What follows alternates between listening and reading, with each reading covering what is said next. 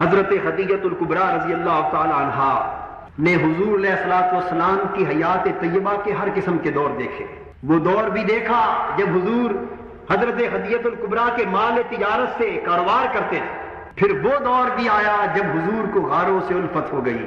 پھر کئی دن، یہاں تک کہ ایک مہینہ گھر بار کو چھوڑ کر جنگلوں میں غار ہرا میں خلوت قدوں میں چلے جاتے. جو لے جاتے، ستو لے جاتے، خوش غذا تھوڑی سی لے جاتے. 30 دن غار ہرا میں رہ کر عبادت کرتے رہتے. حضرت عائشہ صدیقہ رضی اللہ تعالیٰ عنہا فرماتی کہ حضور نے فرمایا کہ جب اعلان نبوت اور بعثت کا دور قریب آتا گیا، مجھے شہر کی رونقوں کی بجائے غاروں اور جنگلوں کی غیر آباد علاقوں سے محبت بڑھتی چلی گئی. حضور کئی دنوں کے لیے مراقبے کی خاطر چلے جاتے، گویا اعتکاف کرتے غار ہرا میں جا کر. معتکف رہتے، کبھی 7 دن، کبھی 10 دن، کبھی 30 دن، کبھی 40 دن. اور 40 دن تک کے لیے کسی ایک جگہ پر معتکف رہنا، عبادت میں بسر کرنا، یہ جو چلے کا تصور ہے یہ نبی اکرم صلی اللہ علیہ وسلم کی سنت سے ثابت ہے. 40 دن کسی ایک جگہ کو مختص کر کے عبادت کے لیے اور خلوت میں بیٹھ کر اللہ کی یاد کے لیے کبھی مختص کر دینا، تو اس کی اسلام میں اجازت ہے.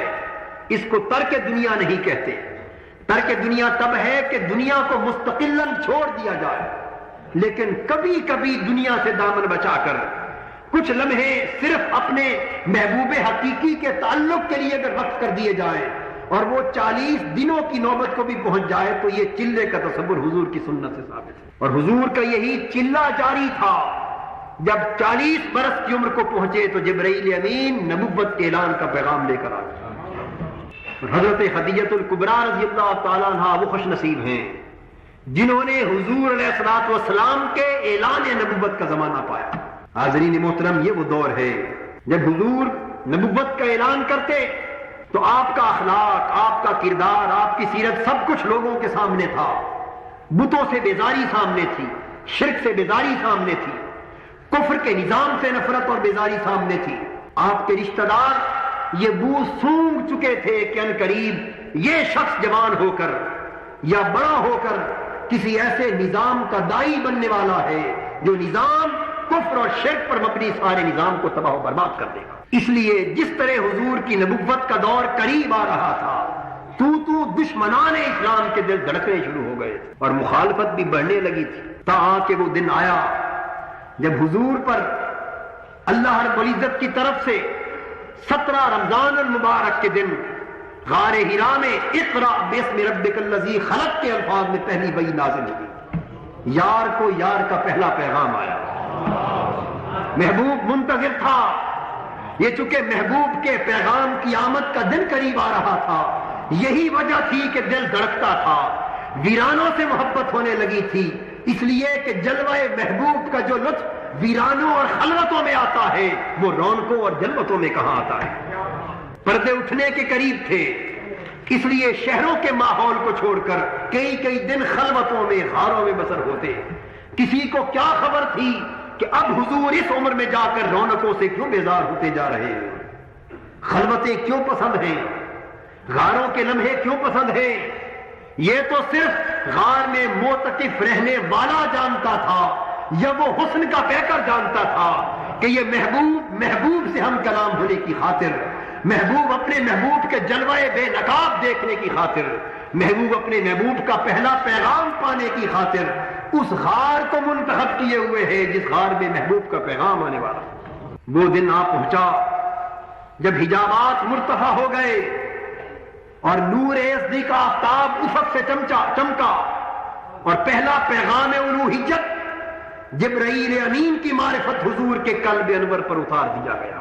اب چونکہ 40 برس خالصتاً بشری زندگی میں بسر ہوئے تھے اور اس پیغام الوہیت کے نزول نے بشری زندگی کے عوارضات اور لوازمات کے تحت حضور پر ایک عجیب سی کیفیت طاری کر دی. حضور کا کانپنا، حضور کو پسینہ آنا، کچھ لمحے کے لیے گھبراہٹ کا ہونا، یہ اس لیے نہ تھا کہ حضور کو معلوم نہ تھا کہ یہ کیا ہو گیا یا قلب انور اس بات کا اہل نہ تھا، نہیں، بلکہ صرف اس خاطر کہ پورے کے پورے جسمانی احوال 40 برس سے چکے بشری زندگی سے سازگار ہو گئے تھے.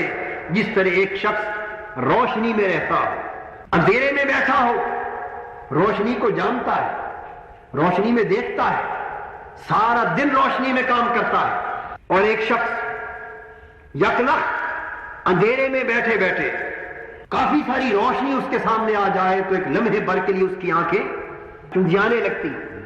یہ کچھ لمحے کے لیے آنکھوں کا چندیانا اس بات کی دلیل کبھی نہیں ہوتا کہ اس کو روشنی کی خبر نہیں ہے, اس کی آنکھیں روشنی سے شناسا نہیں ہے, اس کی تو ساری زندگی روشنی میں بسر ہوتی ہے. لیکن جب طویل مدت تک اندھیرے کے ماحول میں آنکھیں رہ رہ کر اندھیرے سے آشنا ہو جاتی تو اچانک روشنی چمکتی ہے, تو یہ آنکھوں کی ایڈجسٹمنٹ میں ایک وقت لگتا ہے.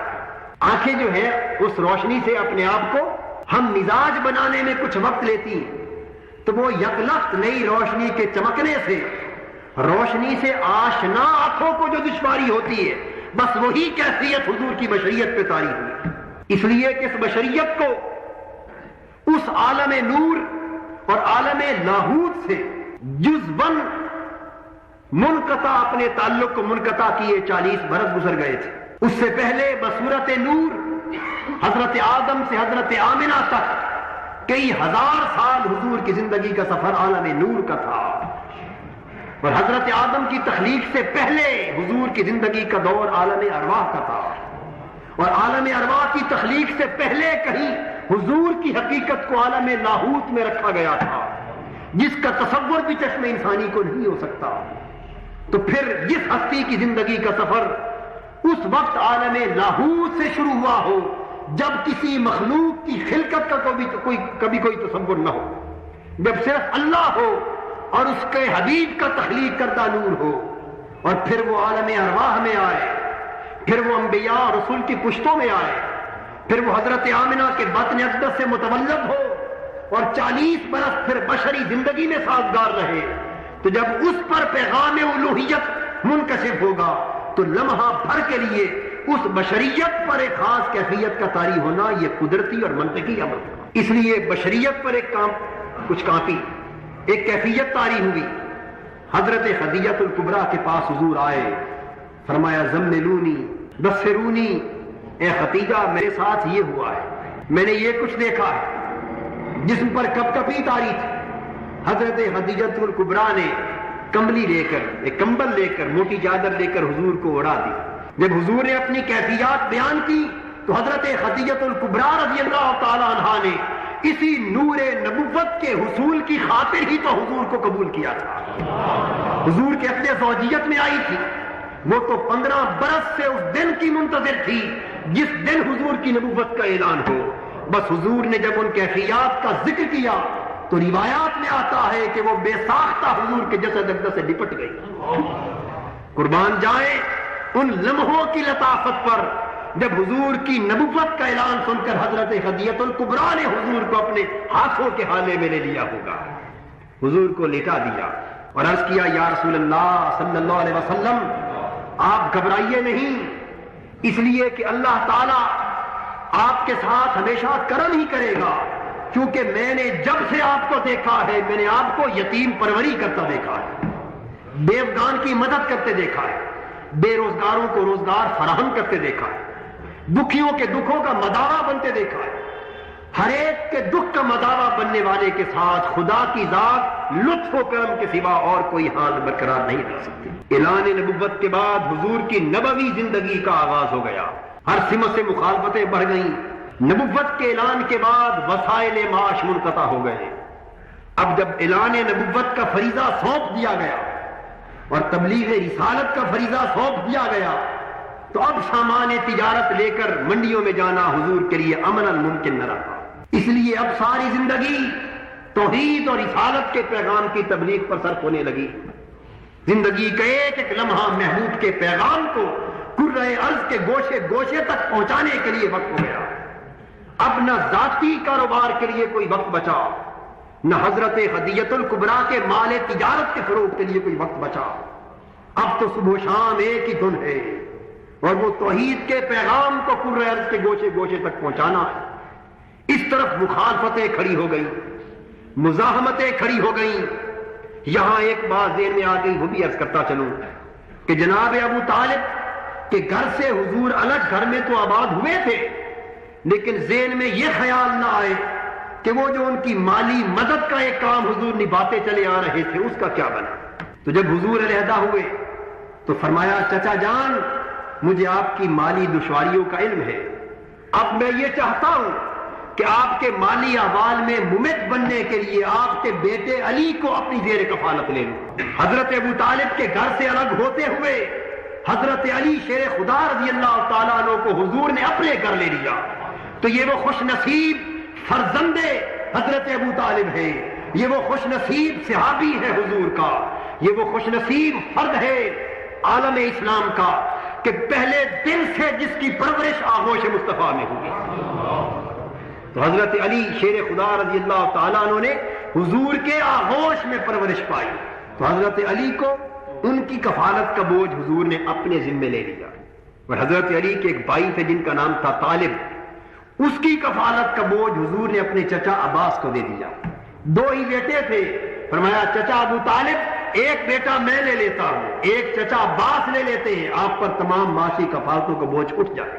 اب باہمی تعلق قائم رہا، ہر طرف سے مخالفتیں مزاحمتیں، سارا معاشرہ دشمن ہے، سارا ماحول دشمن ہے، پورا عالم کفر عالم شرک حضور کی مخالفت میں متحد ہو کر ایک چٹان بن گیا۔ اور اللہ کے سوا دنیا میں صرف دو ہستیاں ہیں جو ظاہراً حضور کی مدد کر رہی ہیں، وہ کون ہے؟ ایک حضور کی پیاری زوجہ رفیقہ حیات حضرت خدیجہ الکبریٰ ہے، اور ایک حضور کے چہیتے چچا جناب ابو طالب ہے۔ بس ان دو نفوس کے سوا معاشرہ عرب کا کوئی فرد حضور کے مشن کا حامی نہیں ہے، ظاہراً حضور کا کوئی پشت پناہ نہیں ہے۔ اور حضرت خدیجہ الکبریٰ پھر وہ خاتون ہے جن کو اسلام کی تاریخ میں سب سے پہلے میرے آقا کا کلمہ پڑھنا نصیب ہوا۔ حضرت خدیجہ الکبریٰ نے اس وقت کلمہ پڑھا جب اعلان نبوت یا وحی کے نازل ہونے کی خبر بھی کسی کان کو نہ ہوئی تھی۔ غار حرا میں وحی اتری، حضور نے پہلی خبر حضرت خدیجہ الکبریٰ کو دی، اور خبر سنتے ہی 15 سال سے حضرت خدیجہ الکبریٰ نے حضور کی سیرت کو دیکھ تو پہلے ہی لیا تھا، وہ سمجھتی تھی کہ اگر نبوت کا کوئی اہل ہو سکتا ہے تو اسی سیرت کا مالک ہو سکتا ہے۔ بس یہ خبر سنی تو حضور کی نبوت پر ایمان لے آئی، اور اس کے بعد پھر سینہ سپر ہو گئی، اپنا مال و دولت اپنا سب کچھ حضور کے مشن اسلام پر خرچ کر دیا۔ حضرت خدیجہ الکبریٰ کا مال و دولت حضور کے مشن کی مدد پر صرف ہو رہا تھا، اور ادھر جناب ابو طالب کی قوت بازو، ان کا اثر رسوخ، اور وہ گھر سے باہر حضور کا دفاع فرما رہے تھے۔ جناب خدیجہ الکبریٰ حضور کے مشن کو مالی امداد فراہم فرما رہے تھے، تو ان کا مال و تجارت حضور کے مشن پر صرف ہونے لگا۔ یہی اتنی صحبتوں کے دور انہوں نے حضور کے ساتھ گزارے، وہ دور جب مخالفتیں تھیں، جب حضور کے مقدس خون کے پیاسے تھے، ہر سو حضور پر حملے ہو رہے تھے، جب معاشرتی مقاطعے ہو رہے تھے، اس وقت بھی حضرت خدیجہ الکبریٰ حضور کا ساتھ دے رہی تھی۔ تمام عرب کے قریشیوں نے، کافروں نے مل کر فیصلہ کر لیا کہ بنو ہاشم اگر محمد صلی اللہ علیہ وسلم توحید اور رسالت کی تبلیغ سے باز نہیں آتا تو پھر سارا کا سارا عرب معاشرہ اور تمام قریش اس محمد اور اس کے خاندان کے ساتھ قطع تعلقات کر لو۔ جناب ابو طالب نے حضور علیہ الصلوۃ والسلام سے پوچھا کہ پیارے بھتیجے، میں اکیلا آدمی، میری پشت پر بہت بوجھ پڑ چکا ہے، کیا ایسا ممکن ہے کہ اس مخالفت کے بوجھ کو کم کر دیا جائے؟ حضور نے فرمایا چچا جان، اگر شرق سے غرب تک پوری دنیا میری مخالفت پر اتر آئے اور کوئی ایک شخص بھی میری دعوت پر میرا حامی اور ساتھی نہ رہے تو پھر بھی محمد صلی اللہ علیہ وسلم توحید کی دعوت کو انسانیت تک پہنچانے سے نہیں روک سکتا۔ جناب ابو طالب نے کہا کہ میرے پیارے بھتیجے، اگر اپنے مشن پر تیرا عزم اتنا پختہ ہے تو قسم ہے اس رب کی، تو اپنا کام کرتا چل، میرے خون کا آخری قطرہ بھی تیری حفاظت پر صرف ہو جائے گا۔ جناب ابو طالب نے کہا کہ اے ملک عرب کے واسیوں، تم جو چاہو کر لو، محمد صلی اللہ علیہ وسلم نہ اپنے مشن سے باز آ سکتے ہیں اور نہ میں ان سے تعلق توڑ سکتا ہوں۔ 3 سال کے لیے ایک گھاٹی میں حضور کو، حضور کی زوجہ حضرت خدیجہ الکبریٰ کو، جناب ابو طالب کو، حضرت علی کو اور حضور کے سارے خاندان کو قید کر دیا گیا۔ 3 سال اس قید خانے میں، اس گھاٹی میں بسر کیے۔ حضرت خدیجہ الکبریٰ کی عمر زیادہ ہو چکی تھی، کچھ عمر کی زیادتی، کچھ ضعف اور کمزوری نے اس حالت تک پہنچا دیا کہ آپ کچھ تکلیف میں مبتلا ہوگی۔